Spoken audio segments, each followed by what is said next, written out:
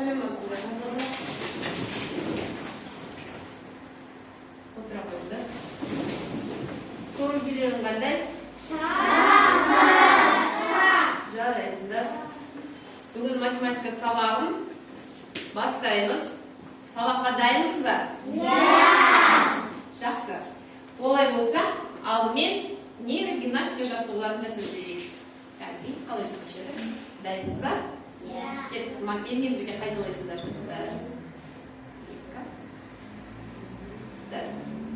Бір, екі, үш, төрт. Бір, екі, үш, төрт. Бір, екі, үш, төрт. Келесі жаттығу еді? Супер. Супер. Супер. Супер. Супер. Жақсы жарайсыңдар. Енді саусақтарымызды. Менімен бірге айтқандар. Жақсы, жарайсыңдар. Тамаша. Енді балаларымыз бүгінгі күнімізге сәттілік тілеп, барлығымыз жүрегіміздің жылуын алақанымыз арқылы жеткізейікші кәдімгі. Тамаша. Бүгінгі күнімізге сәттілік болсын.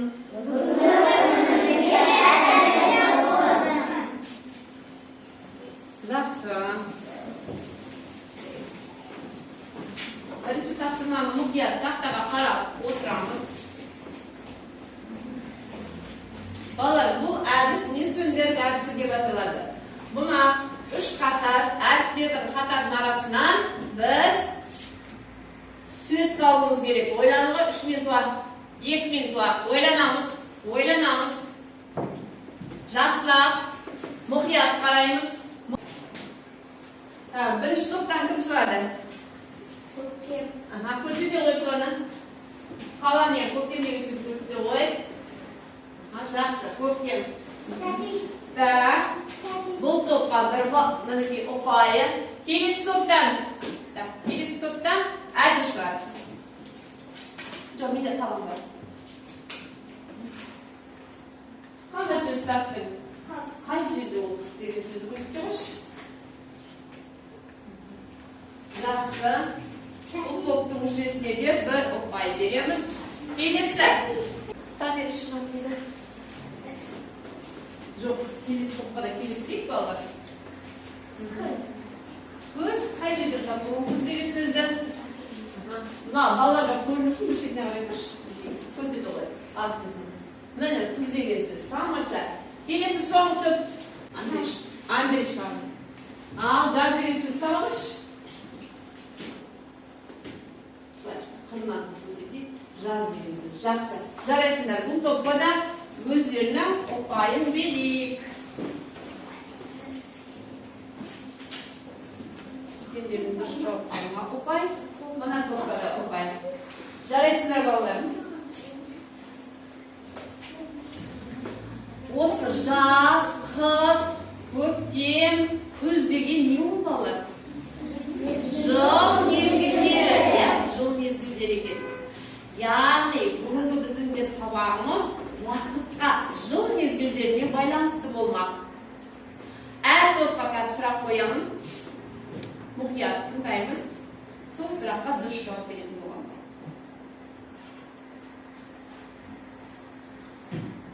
Алдымен біздің қолымыздың атын анықтап алайық. Мына сиқырлы қобдишаны сендерге ішіне жұмбақ өлеңдерді алып келдім, дайындап келдім. Осы тапсырманы орындап, әр топ өзінің атын анықтайтын болады. Ал мына топтан келесі топ. Үшінші топ. Қайсыны аласыңдар? Жақсы. Және соңғы 4-ші топ. Мына лентаны шешіп балалар. Лентаны шешіп. Ішіндегі жұмбақ өлеңді қазір оқитын боламыз. Ашыңдар, қағазда ашыңдар. Осы жерден біздің топтың атауы шықпақ. Тақтадан. Топ тапсырманы оқып, жұмбақты шешіп, өздерінің топтарының атауын анықтайтын болады. Qar muz erib, suv ko'payib, burchak shashib, jabrak ochib, bachishiktir bosadi. Aytinglarchi bolalar, bu qanday kez bo'ladi? Ayta qo'yinglar. Qaysi bolalar жылдың? Ko'kten. Tomosha. O'tira qo'y, burchakqa bal qo'yaylik, бағалайық. Мінекей балалар. Көктем осы топтың атауы болмақ. Тамаша. Көктем тобы. Келесі оқимыз, келесі топ. Күннің көзі шуақты, балалар жүр шомылып.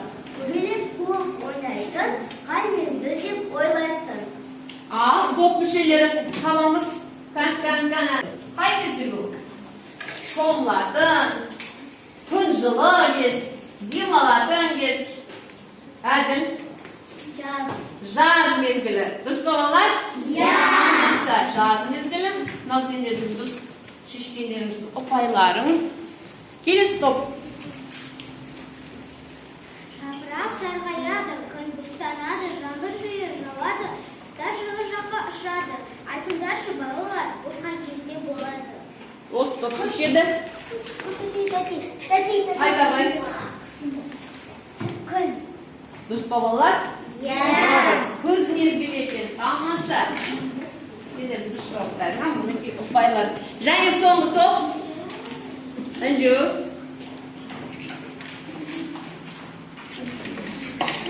Шана зырып, желетін, шаңғы коньки тебетін, аққалар жастап ойнайтын, қай мезгілде бойлайсың? Мына топ шешеді. Өздерінің атауларын қай? Шана мен қай кезде ойнашедік? Қыс мезгілі. Коньки тебетін, шанамен ойнайтын бұл қыс мезгілі. Жақсы. Бұл топта дұрыс шешті. Бұл топтың атауы қыс болмақ. Жақсы, жарайсыңдар. Әркім өзінің атауымен таныс болды, е? Көктем. Мына топтың аты? Жаз. Мына топтың аты? Күз. Мына топ қалай аталады? Қыс деп аталады. Тамаша. Келесі тапсырмаға көшейік. Көктем тобынан мынандай сұрақ. Балалар жылдың қай мезгілі? Айта ғой. Қазір жылдың? Жақсы. Жыл мезгілдерінің, қыс мезгілінің айларын атай қойшы. Кім айтады қыс мезгілінің айларын? Кім айтып береді? Желтоқсан, қаңтар, ақпан. Жақсы. Келесі топ.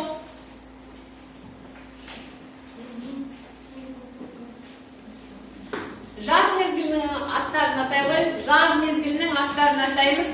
Айжене. Тамаша. Күз мезгілінің аттарын маған қатап шығады. Күз мезгілінің Айжене айтам дейді. Қыркүйек, қазан, қараша. Тамаша жауап, дұрыс жауап берді. Және келесі топ қыс тобы қыс мезгілінің айларын атайды.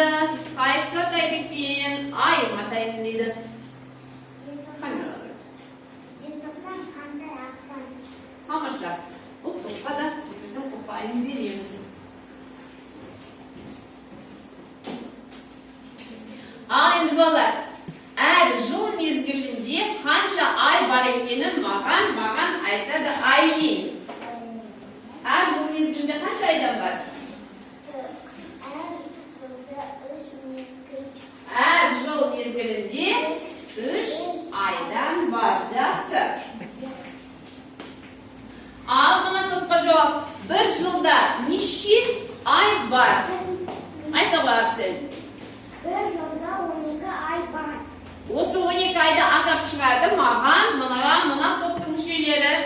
Қайсы 12 айды атап шығады? Не дейсіз? Перевод қайта ғой.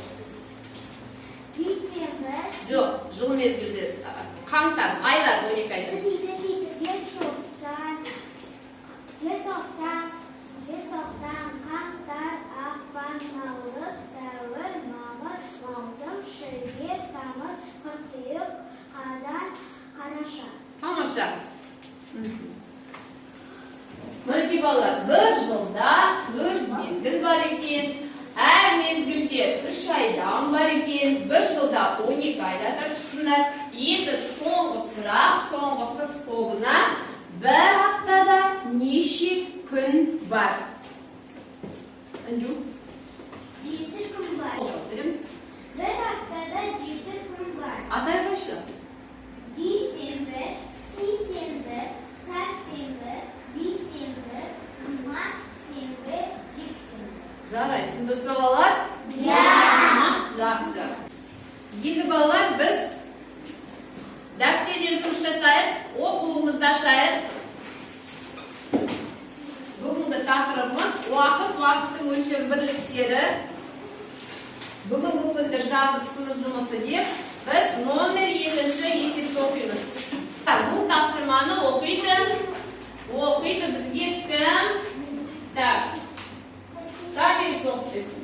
Не істеу керек екенін оқи ғой? Көтерілген, өлшем, күзеттеріне, өнеге. Жақсы. Мұнда қарасаңдарда болады бала, кітаптарында қалай ыңғайлы. 1 сағат 7 минутты минутпен өрнектеу керек, 1 сағат 15 минутты минутқа түрлендіріп, 3 аптада қанша күн бар екенін жазамыз. Және бір жылда неше ай бар екенін жазамыз. Bir аптада 2 күнді қосқанда неше күн болады? 1 жыл 3 айда қанша күн болады? Ойланамыз.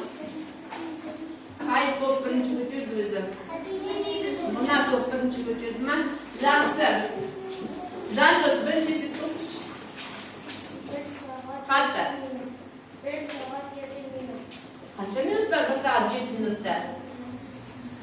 Көмекке келеміз топ мүшелері.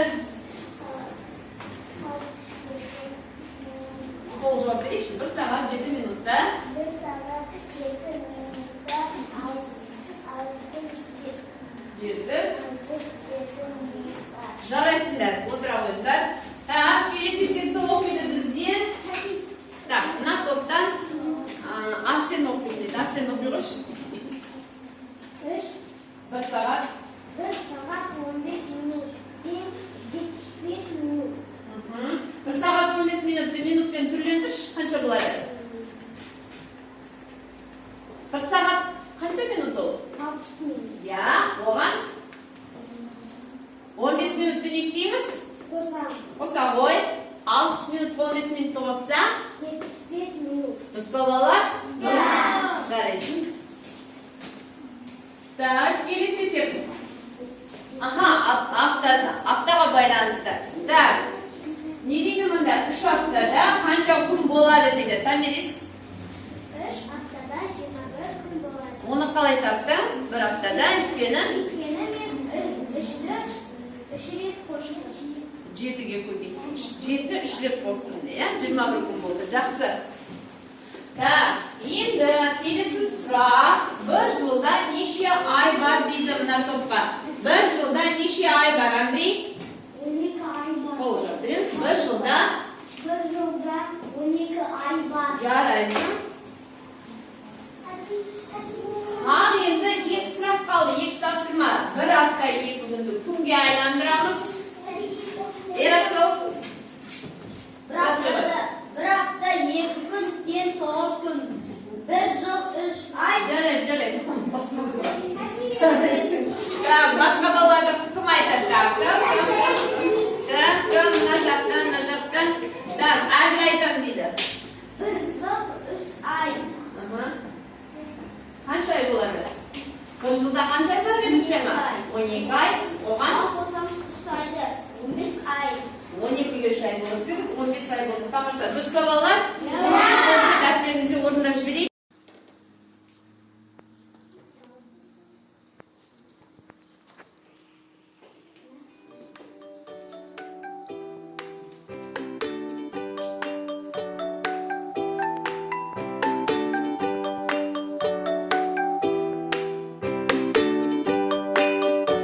Al балалар, бұл тапсырманы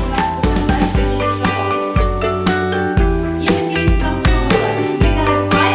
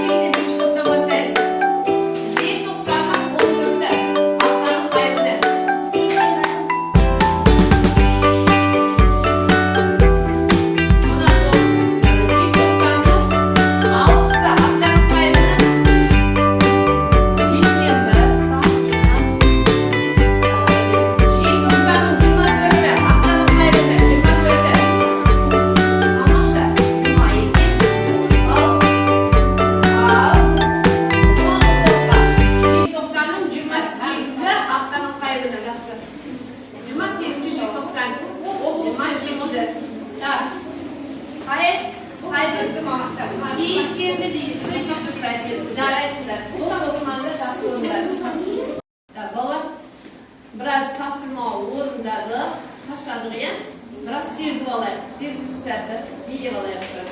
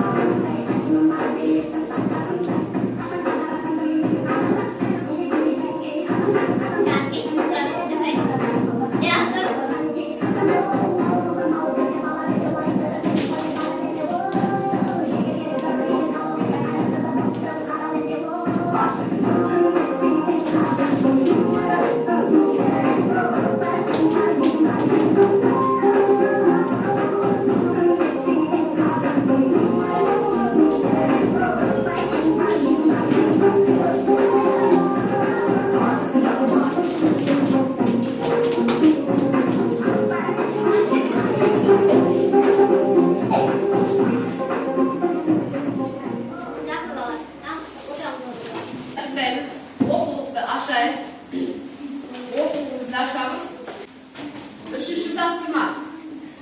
Bu esette bu tavsırmanın kim okuydu? Kanki. Ahmet okuyun dedi. Tahtaga qarasak da болады балалар. Sen kitaptan okuydu. Қалай өзің ыңғайлы? Кешкі сауын сағат 17:00-де басталды. Жолға сауыншының 30 минут уақыты кетті. Сауыншы сауын басталғанда дейін 15 минут ерте келу үшін үйден сағат нешеде шығу керек? Ойланамыз. Бәріміз ойланамыз. Алдымызда сағат бар. Бұл практикалық жұмыс, зерттеу жұмысы. Балалар, дұрыстап есепті түсіндіріп, жауабымызды дәлелдеп көрсетуіміз қажет, түсінді ме? Сағаттың цифрларымен жұмыс жасаймыз. Мұқият тыңдаңыз балалар. Жауапты өйткені бағалаймыз, дұрыс па, дұрыс емес пе? Салым қаншада басталады екен? 17:00-де. Жолға қанша минут уақыты кетеді екен салымшының? 30 минут уақыты кетеді. Яғни жолға 30 минут жұмсаса, біз не істейміз оны 30 минутта? 17:00-ден азайтып тастаймыз. Жақсы, 17:00-ден 30 минутты, яғни жарты сағат азайта қойып, цифрлардың тілінен сендерді істеп отырдыр балалар, сендерді орындап отырдыр, сағаттарменен 30 минутты азайтсақ 17:00-ден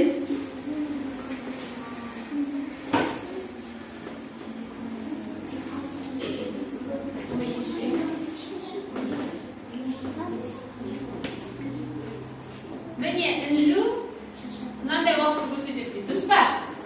17:00-ден біз қаншаны азайтып тастадық? Жарты сағатты, яғни 30 минутта азайттық. Қандай уақыт шықты? Айтамыз.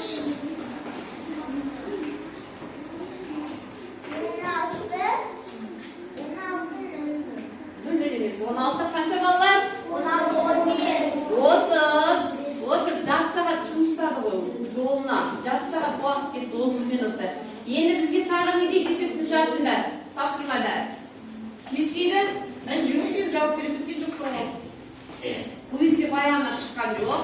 Енді ол жұмысқа ерте келу үшін енен қанша минут тағы ерте келіп ерте шығу керек екен, не Расыл? 15 минут.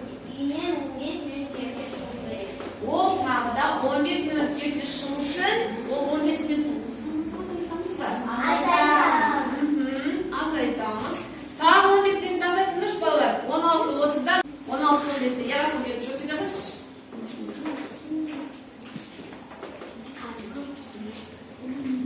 Мінекей балалар. Мінекей 16:15. Яғни кәдімгі тексеріп көрші отыра ғой. Тексеріп көрші балалар. Егер сауыншы 16:15-те үйінен шықты, жарты сағат қайда жұмсады? Жарты сағатын қайда жұмсады? Жолына жұмсады. Мінекей. Қандай уақыт болды? 30 минут қосты. 16:45 болды. Енді сауынға дейін бұда 15 минут уақыт қалды. Мінекей санайыз. 5 минут, 10 минут, 15 минут. 17:00-де не басталады? Кешкі сауын басталады екен. Яғни 15 минут сауыншы ерте келіп береді екен. Түсінікті болды ма, ұстасырма? Түсінікті ме? Жауап дұрыс деп ойлайсыңдар ма? Жоқ, сендерде басқа нұсқа бар ма? Осы жауаппен келісесіңдер ме? Келесі тапсырма балалар. Келесі тапсырма бізге 4-ші есепке қараймыз. 4-ші есепті оқимыз оқулықтан. Сами Сокрой.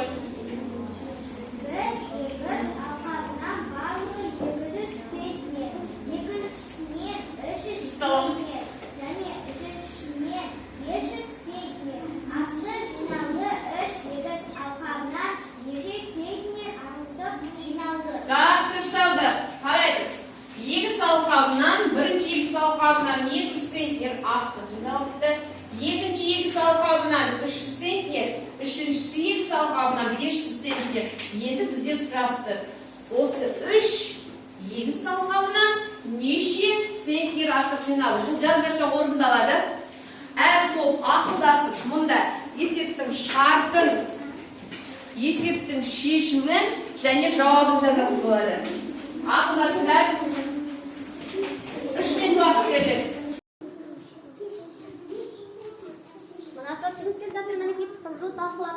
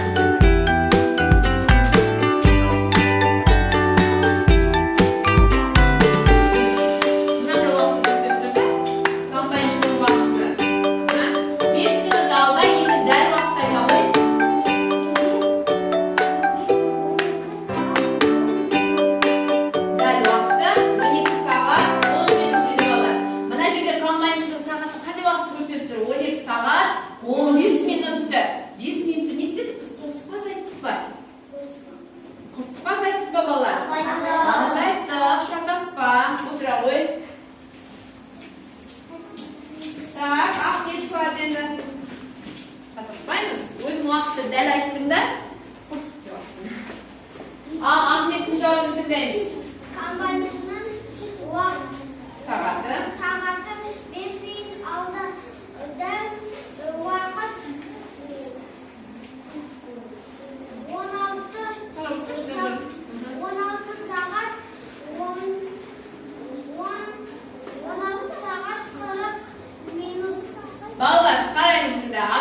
Тіршіп аламыз. Міне, комбайншының сағаты 5 минут озып екен, 16 сағат 45 минутты көрсетті. Ал 5 минут озып болғандықтан дәл уақыт қанша екен? 16 сағат 40 минут. Дұрыс болғандар? Бұл топтардың жауап береді. Жасымен жауап беремін дейді. Келе ғой, ортаға шығып жауап бере қойып. Жарайсыңдар, бір-бірге құттықтап өтсеңдер болады, иә? Жауап берді осы. Комбайншының сағаты 5 минут. 5 минут. Дәл уақыты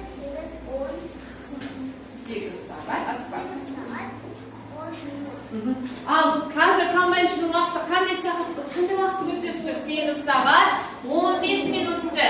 Дәл уақыт қанша екен жасымен? 8 сағат 10 минут. Дұрыс па балалар? 8 сағат 10 минут. Жарайсыңдар? Тұра ғой.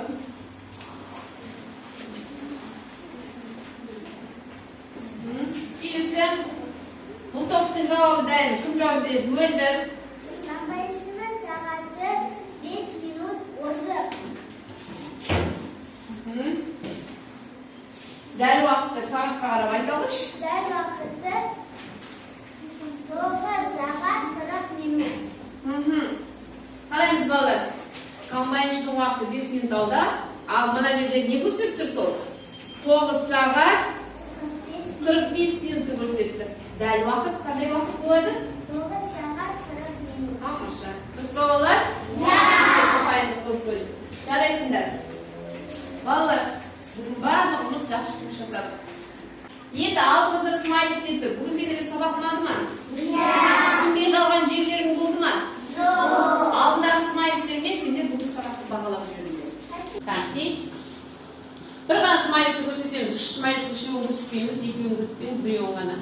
Сабақ сендерге ұнады ма? Иә! Жарайсыңдар. Барлықтарың жақсы жұмыс жасадыңдар. Рахмет. Бүгін біз жақсы жұмыс істедік, барлығымыз. Жарайсыңдар. Уақыт өлшем бірліктеріне қатысты қаншама тапсырма, қызықты тапсырманы сендермен бірлесіп жабыса отырып орындадық. Уақыт өлшем бірліктеріне не жатады екен балалар? Жылдың 4 мезгілі. Иә? Бір жылда неше ай бар екенін анықтадық. Және апта күндерін білдік. Сағат пен минутты түрлендірдік. Айды күнге айландырдық. Бір аптадан желтоқсан күнтізбесінен аптаның қай күніне қай келетінін дұрыс дәл таптық. Енді үйге тапсырма осы уақыттың өлшем бірліктерін жақсылап арасында байланысын, ара қатынасын жақсы анықтап біліп келу, қайталау яғни. Жақсы, назарларыңа рахмет. Сау болыңдар.